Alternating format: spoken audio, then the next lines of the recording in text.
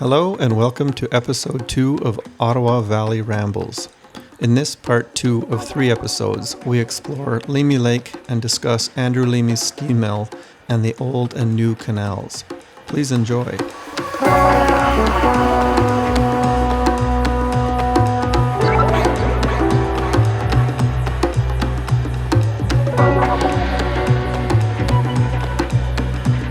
So Rick, we're in the middle of the parking lot at Leamy Lake, and you were just mentioning about the old canal versus the new canal. So can you explain to me exactly what we're talking about? Well, little known to most people. Of course, everybody is familiar with the new canal, the small canal that joins Leamy Lake to the Gatineau River.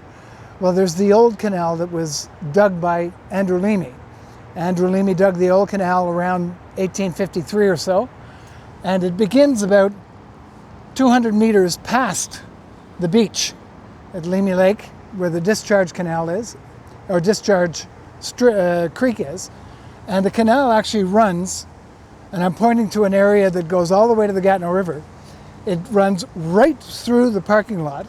So when you're standing in the Leamy Lake parking lot, halfway through, you will see a line of trees that goes straight on towards the Gatineau River. That line of trees is the exact spot where the old canal was dug, and it was used to bring logs from the Gatineau River into Leamy Lake to bring to Andrew Leamy's steam sawmill, only the second steam sawmill in the Ottawa Valley. So that we're standing on the shores of Leamy Lake, formerly called Columbia Pond.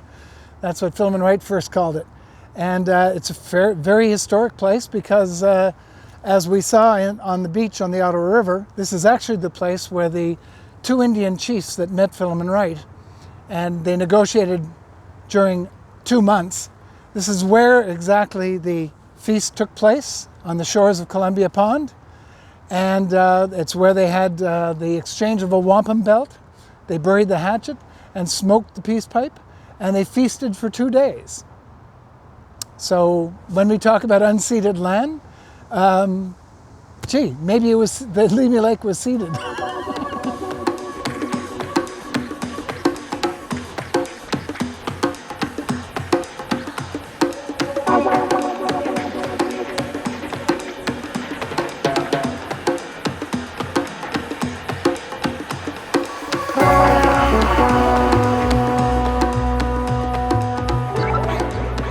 So we're standing right in front of the place where Andrew Leamy's steam sawmill was. Built in 1853, built by J.R. Booth, who arrived here as a young man from the eastern townships.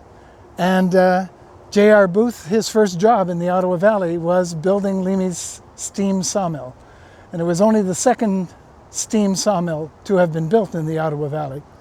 It stood right here.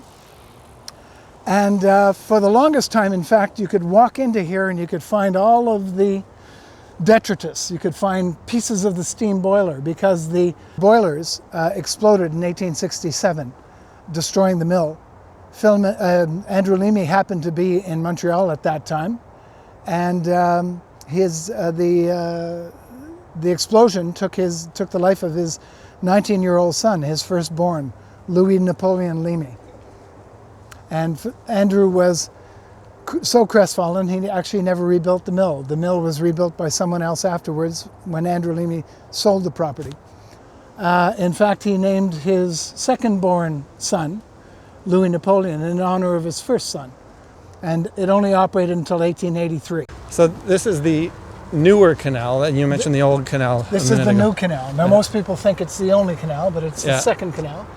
And it's a much shorter path to the Gatineau River. Yes. Okay. To tell you the honest truth, I'm not even sure that it was dug by Andrew Leamy. Yeah.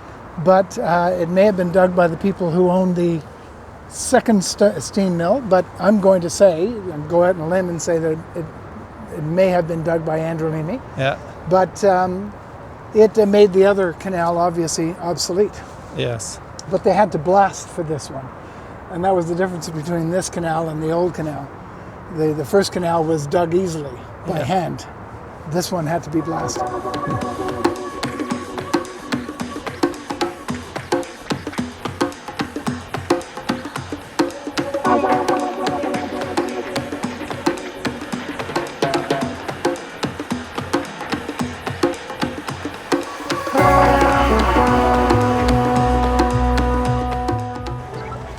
So, Rick, we're at the end of the new canal and the old canal, apparently, and I just wonder if you could kind of give us a sense as to what the significance of this spot is, and in relation especially to the Gatineau farm.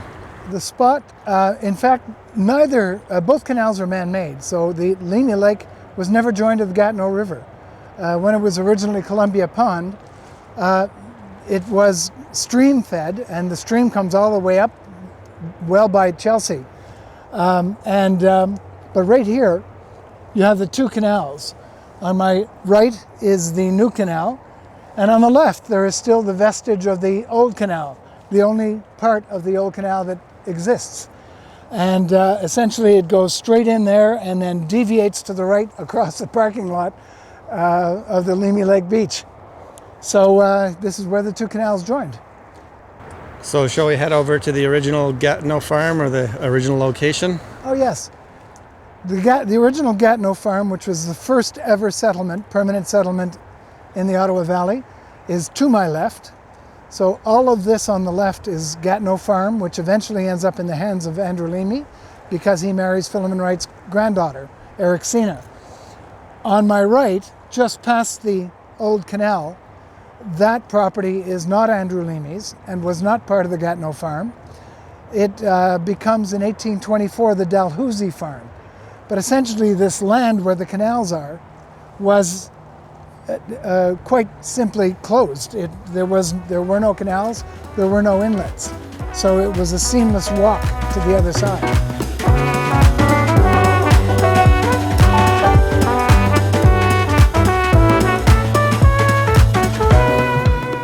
Thank you for watching, and please refer to the video description for further reading on this area. If you enjoyed or learned anything from this video, please like and subscribe to see part 3, where we move further north to the Gatineau and Leamy farms. See you soon.